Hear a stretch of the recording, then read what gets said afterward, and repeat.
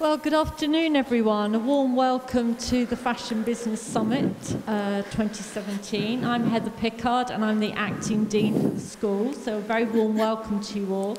These are our fashion talks by students from across the range of courses within the school. I'm going to introduce all of them in one go, and then they will be talking for about 10 minutes on their particular topic. So this is a really highlight of the event, so I hope you sit back, relax and enjoy. So first up, we're going to have Gabriel, who's going to talk about how luxury fashion brands can become more inclusive towards consumers.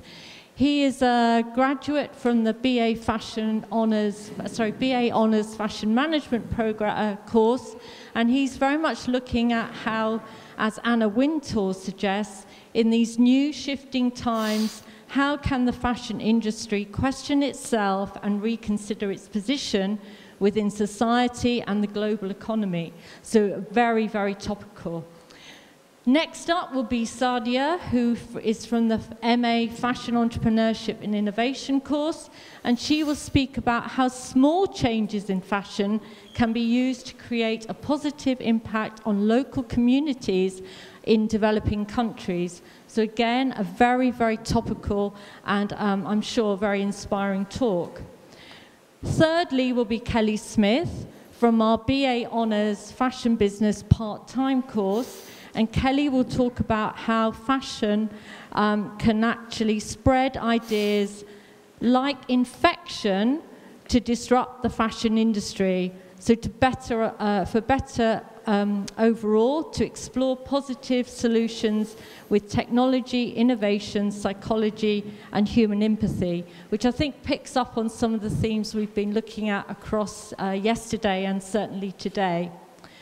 Then we'll have Mariya from, again, the MA Fashion Entrepreneurship and Innovation course, and she's really exploring the influential role of the fashion industry and how the state of the most powerful sectors can actually build a more sustainable and inclusive environment. So again, a very, very key and important topic.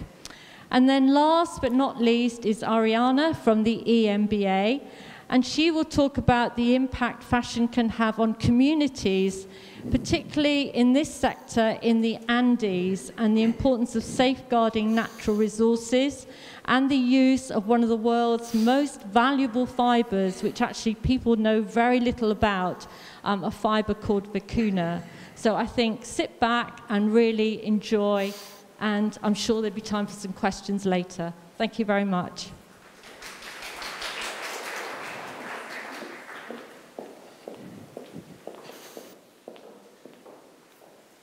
Hello.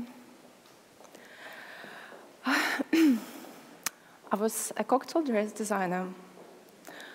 I used to make lovely silk dresses with lots of ruffles, lace. I was inspired by magic, fairy tales, mystery, glorious flowers. 2014 changed my life dramatically. The war conflict between my beloved country, Ukraine, and Russia brought sorrow and tragedy to my house. To be honest with you, I never had a chance to become a friend with any disabled individual because I didn't know where to meet them in Ukraine. Nowadays, unfortunately, you can see them very often on the street. During my volunteering work in the hospitals, I met many young, handsome men who lost their legs, hands, arms. They needed to change their lifestyles, their work, their jobs, and clothing. I realized the existence of specific requirements and unmet needs. Let me introduce some numbers. Approximately every developed country in the world declared approximately the same number of disabled people. It's 1 out of 10. NHS stated this year that 1/3 of them need to use wheelchairs on a daily basis. It's approximately 800,000 people. Okay.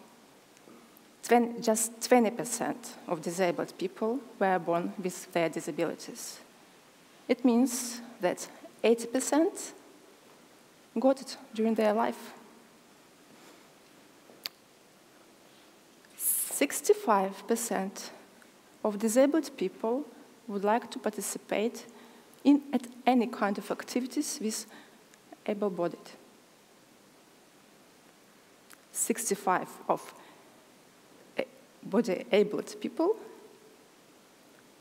try to avoid communication with disabled people. As a creative individual, I ask myself, how can I change this situation? What can I do personally?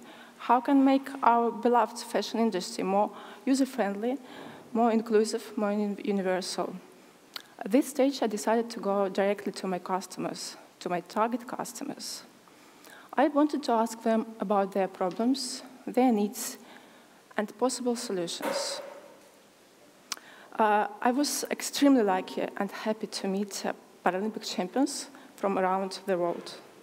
I met guys from Britain, from Ukraine, from France, from Italy. I met disabled dancers, I met celebrities, activists. It was an incredible time. I met so many talented, gifted, passionate, strong, and determined people. I learned a lot. Every time I was so stressed out about collecting information. I wanted to get as much as possible.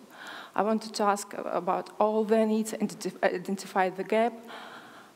In reality, some of them arrived with prepared answers. Some of them gave me some tips, and some of them arrived with garments and ideas how to change it. It was so easy, so comfortable. Okay, my aim was to create an ideal pair of jeans for denim or for wheelchair users, applying all our outcomes and findings. We managed to do this.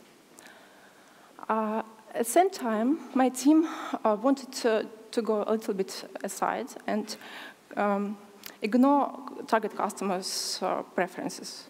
We created our experimental model. We tried so hard. We tried to be creative. It didn't work at all.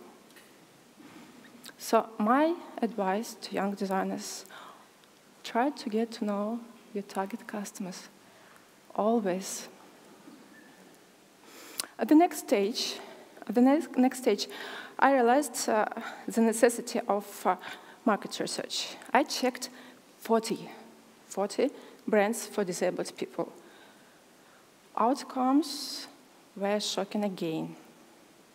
All my garment features, all my findings, all my inventions existed on the market. My ideal pair of jeans existed already on the market. My pride of my work was ruined.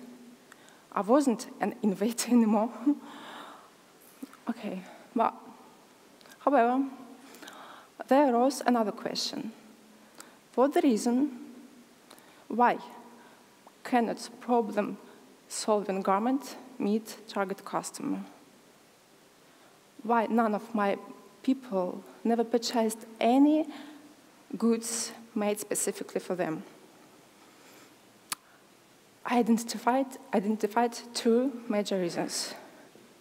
Marketing. Majority of brands for disabled people market themselves as adaptive. Who wants to wear adaptive? None of my respondents answering this question mentioned they want to wear adaptive. They said, we want to wear regular. were keeping repeating regular. Let me tell you, I was so proud of myself when after testing period, my typical customer declared my jeans were comfortable, convenient, and they looked like regular. I was very happy. Second major reason, all brands for disabled people sell just online. Just online. While my people want to go to physical retail shops, they want to touch, they want to try, and they want this kind of communication. They want to feel as a part of community.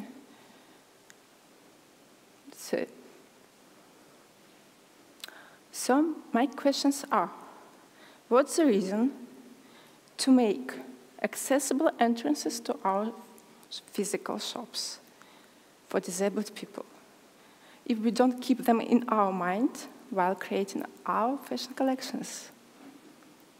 What's the reason of making bigger fitting rooms for disabled people if there is an obvious lack of clothing selection for them? My master's project lasted 4 months. 1 month for interviews, 1 month for creating, testing, 1 month for market research, of course 1 month for writing.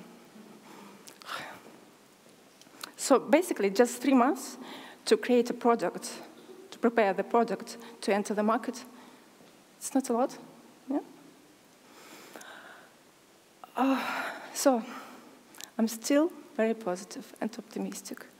I truly believe that one day our fashion industry will realize that manufacturing inclusive denim or manufacturing inclusive French is essential and obvious.